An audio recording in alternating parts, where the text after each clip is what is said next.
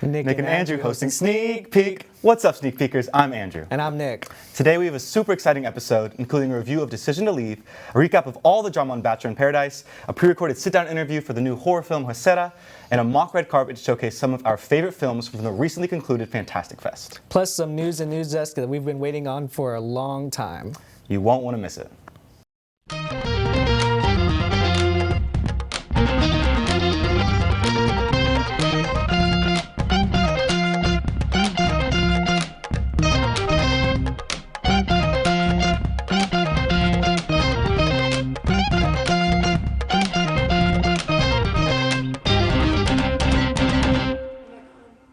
Nick and Andrew doing news desk. That's right, Sneak Peekers, the wait is finally over. Peacock has just announced that Community will be finally getting its movie that Abed Nabir once proposed to us, stating that all successful shows come with 6 seasons and a movie. The film will release on the streaming service sometime next year, but unfortunately, Donald Glover, Chevy Chase, and Yvette Nicole Brown are not currently slated to appear in the movie. You know, they might as well just rip me to shreds and, dumb me down the river, because how can you do Community without Donald Glover? I know. It's going to be so tough to see Abed manage an entire movie without his Troy. I know. Speaking of movies, the Greendale gang aren't the only ones returning to the screen. That's right. Hugh Jackman is officially back in the superhero game and is set to return as the Wolverine in Marvel's upcoming Deadpool 3. Andrew, I gotta admit, Wolverine is my favorite character from Marvel. The ability to unsheath your metal claws from your hands and slash through absolutely anything at any given moment is one of the coolest powers in existence. The blood, the gore, I hope all the violence that comes with the Wolverine is in the new Deadpool film, even though, it is an MCU movie. Get real, Nick. You know Disney would never let someone like Wolverine go as hard as he should. But one can dream. On the other hand, with all these returns, there was one departure over the weekend. Ah, yes. Trevor Noah just announced that he would be leaving Comedy Central's The Daily Show. You know, we weren't the only ones who had to find out on Friday that he'd be leaving. Apparently, Paramount executive Chris McCarthy and other higher-up staffers also learned of the 7-year host's exit when news sources broke the story. That's right. In fact, Noah had even met with McCarthy a couple of days before the show to discuss his future, but he gave no indication that he was making a decision to leave. You think you're so funny, don't you, Nick? I try my best. Anyway, here's Chris with a review of Park Chan-wook's brand new film, Decision to Leave. What is up, Sneak Peek? My name is Chris Amaya, and today I've made the decision to review what's possibly the coolest event the UT Union Theater's ever had, and that is the premiere of Park Chan-wook's Decision to Leave. UT is lucky enough to call itself the second location the film has screened in the US, but before we get into the premiere itself, let's just give a quick rundown of the actual movie. Starring Park Hae-il and Tang Wei, the film follows the story of Detective Hae-jun investigating the case of a dead man whose primary suspect is Seo Rei, the victim's wife. However, things quickly prove to be difficult as an unexpected romance begins to blossom between the two. Between his duties as a detective and his desires as a man, we see how Hae-jun clashes with himself and how it shapes the ultimate outcome of this investigation. Let me just get this out of the way. I had a great time watching this. If there's any compliment to give the film, its blend of mystery, romance, and suspense is handled gracefully.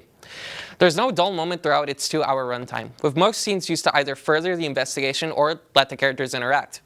The film's pacing keeps the story steady, while also allowing enough leeway for smaller, introspective moments with our two lovers. Speaking of, the cast does a great job in making each character feel distinct, with special attention to the main leads. Their chemistry always feels natural and full of tension, whether in public, at the police station, or in their homes. Another feature of this film that should be complimented is its dynamic camera work. Cinematographer Ji Young Kim makes great use of techniques like intense zooms and POVs to convey the scale, intensity, and emotions of the scene. I could get into so much more, whether it be the film's editing, music, or sound, but I'll leave it at this. If anything I said managed to grab your interest, or if you're simply a fan of Park Chan-wook's works as a director, go watch the film. I promise you'll have a good time. That being said, I'm sure many of you are already eager to grab your tickets to see Decision to Leave on its official October 14th release. Having said that, being a part of the second US audience to see the film through the University of Texas was a pretty surreal experience. Decision to Leave premiered officially in the US here at Austin's Fantastic Fest, where several of our own Sneak Peek crew were lucky enough to attend. The morning after following its official screening, the film made its way over to the 40 Acres own Union Theater, counting who knows how many UT students part of its second American premiere. With the support of our radio, TV, film department here at our Moody College of Communications, the university hosted this exciting event free for students majoring in RTF. And as if the screening itself wasn't enough, director Park Chan-wook himself was able to attend the event in person. After the screening was over, he and assistant professor Sarah Oh sat down for a discussion and Q&A about both Decision to Leave and the rest of his creative career. Without going into any major spoilers, Park shared plenty of insight into his creative process, telling the story of how his desire to blend a detective story and a romance film ultimately led to the creation of Decision to Leave. Beyond his film, Park Chan-wook also offered advice to the young filmmakers in the audience, speaking on his vast experience with extensive pre-production planning and the benefits of having a co-writer when making a script. Overall, it was an honor to be a part of this experience, and we're looking forward to hearing your own thoughts on the film when it releases on October 14th. Until then, I'm making the decision to leave you with a question. What are you looking most forward to about the film? Let us know on our Instagram at SneakPeekTV. That's all for me. Now, back to the host. Hey, Andrew, are you a fan of The Bachelor? I can't say I am Nicholas Moses Flores, but you know what I do love? What's that? Paradise. Well, that's perfect, because Hunter and Ali are here to give a review of the premiere of Bachelor in Paradise, which aired last Tuesday. Take it away, guys. Hey Sneak Peekers, it's Ali and Hunter here to talk all things Bachelor in Paradise.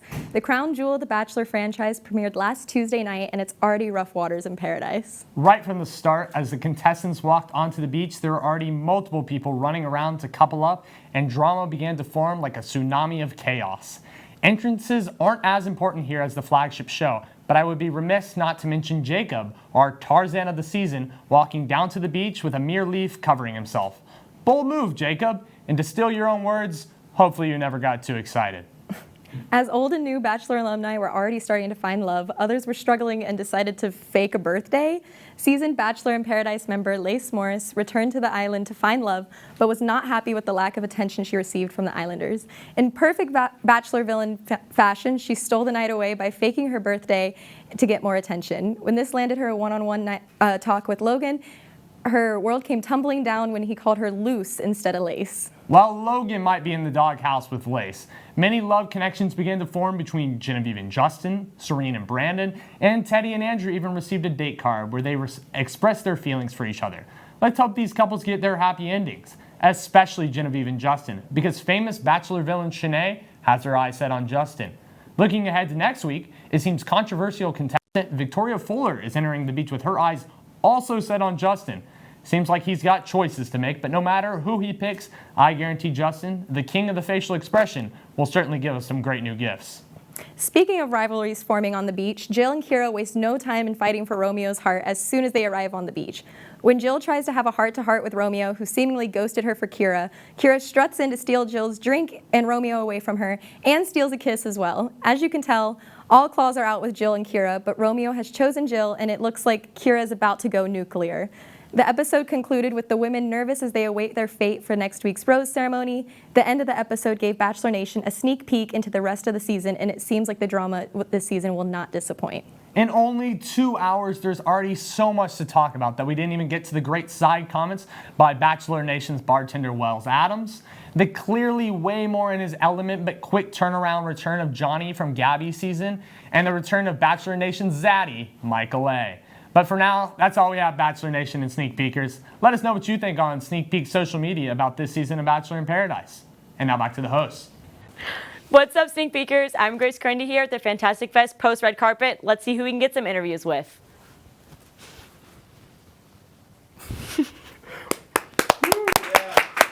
Oh my God, Kelsey Leffingwell, can I have an interview with you, please? Of course, of course. Okay, first off, how was your experience at Fantastic Fest? It was great. I had so much fun, except they made us go to 8 a.m. screenings. That is early. For scary movies. That's a bit early to have a jump scare. Were you Yeah. scared or were you okay? I was okay. I was seeing thrillers. Okay. So I Okay. didn't want to venture into the horror drama. Okay, that's fair. So what was your favorite thing that you saw? My favorite thing that I saw was The Menu, starring Anya Taylor-Joy. I've heard that's great. What did you think of it? It was great. I loved it. I can't get into too much. Okay. Or else I'll start spoiling it. Okay, we don't want that. Yes, of course. Okay. The movie does come out in November, but it's a lot of fun. They go into different courses of food. Okay. While also scaring you a little bit. Okay, love that. So is Yeah. that all you can give us without spoilers? I think so. Okay, I you know think so. what? That's good. We'll keep it spoiler free. We'll wait till the movie comes out. Awesome. Okay, thank you so much, Kelsey. Of course, of course. Okay. Bye. Yeah. Guys, who else are we gonna get an interview with? I really wonder. Oh my God, Ryan Schwen! Oh my God. Ryan, can I Hi. have an interview with you, please? Yeah, I think I've got some time. Okay, Sure. such a huge fan, such a huge fan. Oh my God, you're so sweet. How was Fantastic Fest? Fantastic Fest was incredible. It was so awesome. It was really great, like getting back at like an in-person festival and it being at one location. Yeah. Unlike South by last year, all the travel time. Ugh. But Yeah. this was so nice. We're all just hanging out at the Alamo Draft Yeah. House, just Yeah. watching some good movies. Did you just get some hanging out. food? Yeah, I got some Nice. popcorn, you know. Love the Alamo Draft and they had House. some free food at some of the screenings. Oh, Like, really? they gave us, for the menu, they gave us like these like s'more desserts. They gave us several too. It That's was like all awesome. themed with the movie. That's lit. Triangle of Sadness had like a vomit bag with like some pretzels in it. Oh, that's Yeah, it was a little pretty real. gross, but okay. Yeah. We can roll with Yeah. it. I just asked Kelsey this, but were you scared at the festival, or were you cool? There were some parts that were pretty scary. Okay. I won't lie. Okay. Especially for the movie that I'm talking about, Bones and All. Some parts very gross, but very good too. Speaking of bones, did Yeah. you meet Timothy? Well, I can't say. I mean, Come we on, were Ryan, kinda hanging out off in the back. record here. Did he say anything about me?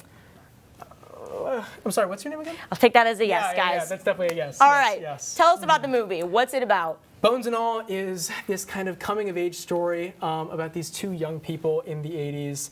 But of course, there's that twist in their young love, and that is that they are both cannibals. Happens to the best of us. Happens to the best of us, truly. It's very sweet, though. Much more than I thought it'd be, but obviously there are some scary moments as well. Okay. Let's say they don't shy away from any of the gore. Okay, a sweet cannibal movie that doesn't shy away from the gore. Yeah, it's a very weird mix. It kind of goes back and forth for sure. Okay, so you enjoyed it overall? What would you rate it? Oh, like a 4.5. It was so good. Okay, out of And- 5? Yeah, out of 5. Not Yeah, out yeah, of yeah. 10. Oh, no. Okay. And it's just so like, I'm not surprised that it's a very like sweet and tender movie because it's Luca Guadagnino's directing, and all of his movies kind of have that sense. Yeah. But obviously, the story does not necessarily scream out Yeah. sweet You and wouldn't, tender. you wouldn't think except so. for the bodies themselves, of course. Yeah. Obviously. Yeah, obviously, yeah, So yeah. what else did you see? Was there anything else that you really loved or really didn't love?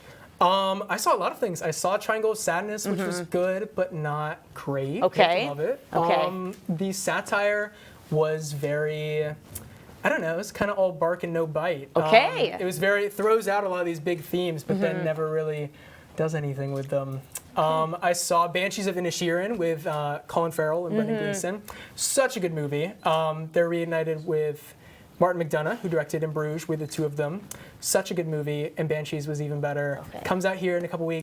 Okay, So can't excited. wait. Okay, I'll mark it on my list. Yeah, you have to, obviously. Okay, will do. Yeah. All right, well, I'll let you get to the rest of your pictures. Thank you Thank so you. much for the interview and have a you good so rest of your much. night. All right, see you later. Goodbye, Ryan.